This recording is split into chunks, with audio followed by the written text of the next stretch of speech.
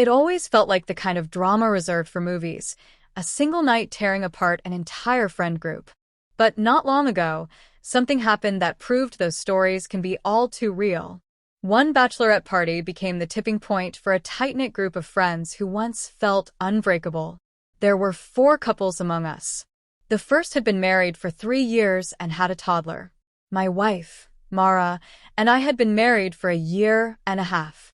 Another pair had just celebrated their wedding last summer, and the last couple, Rachel and Nick, were set to tie the knot in early February. We were all in the same age range, worked in similar fields, lived nearby, and had shared countless memories. Then came the moment that fractured it all. Rachel and Nick's wedding was on the horizon, something we were all genuinely looking forward to. But before the ceremony came the usual pre-wedding events.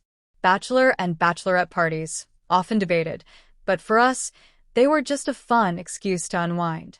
No one raised any objections. Nick planned a night at a popular nightclub, but he laid down some rules, nothing wild. Rachel wasn't comfortable with him watching dancers, and he wanted to keep things respectful. "Come on, man," I tease him. "This is your last night of freedom, and you're going tame? We only rushed you into this wedding for the bachelor party." We all laughed, clapping him on the back. "Relax," Nick said. "There are 4 of us. With enough drinks, we'll come up with 4 really bad ideas. Trust me, we'll have fun." That Saturday, we caught a taxi to the club. Meanwhile, our wives had their own night planned at a karaoke bar. We eased into the evening with a few drinks, the conversation flowing as we caught up and joked around. I checked in with Mara a few times during the night. "How's the party?" I asked. "It's amazing," she said. "Rachel just won a game. She popped all the balloons first and scored a bottle of brandy.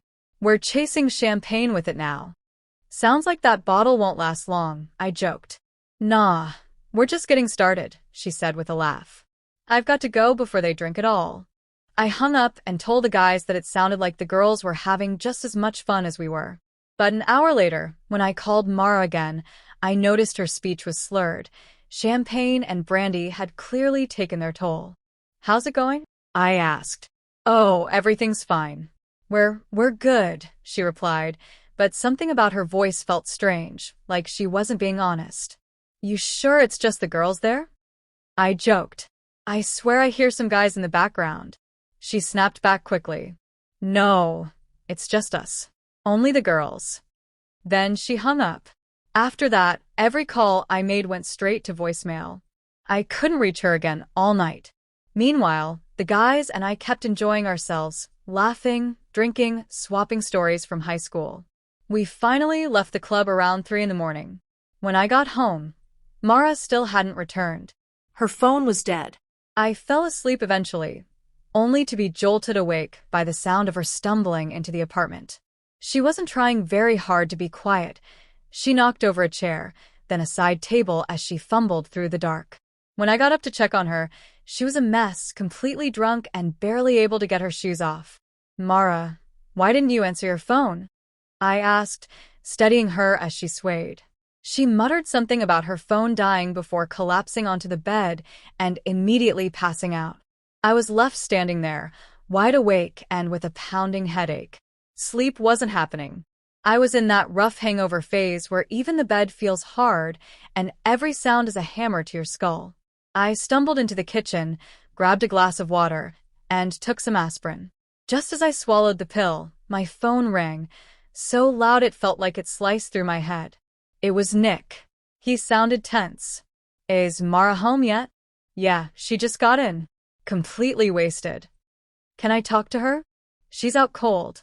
I could hear chaos on his end, Rachel yelling, something crashing. "Maybe a dish." "You don't even know what they did," Nick snapped. "And these are the same women who gave us hell for wanting dancers at our party. Unbelievable. Check your messages." Then he hung up. I opened my phone, and the second I saw the images, my stomach twisted. There they were, Mara and the others, not just at a party with male dancers, but all over them. It wasn't vague. The photos made everything crystal clear. I felt sick. My heart raced. I didn't even want to think about what I was looking at. Nick called back, angrier now. "You seeing this, man?" Yeah, I said quietly, still in shock. They got wasted and started hooking up with them. One of them even recorded the whole thing. I have the videos too. No, I said. The pictures are more than enough. I couldn't stay inside. I had to get out, clear my head. I went for a walk, trying to process the mess. When I returned, I woke Mara. Pack your things and leave. She tried to talk her way out of it, claimed it wasn't what it looked like, said it was all the others. But when I showed her the photos, she went quiet. There was nothing left to say. An hour later, Nick sent out a group message calling off the wedding. He apologized to everyone and added, "If you want details, ask Rachel." On what would have been his wedding day, we all met up for drinks.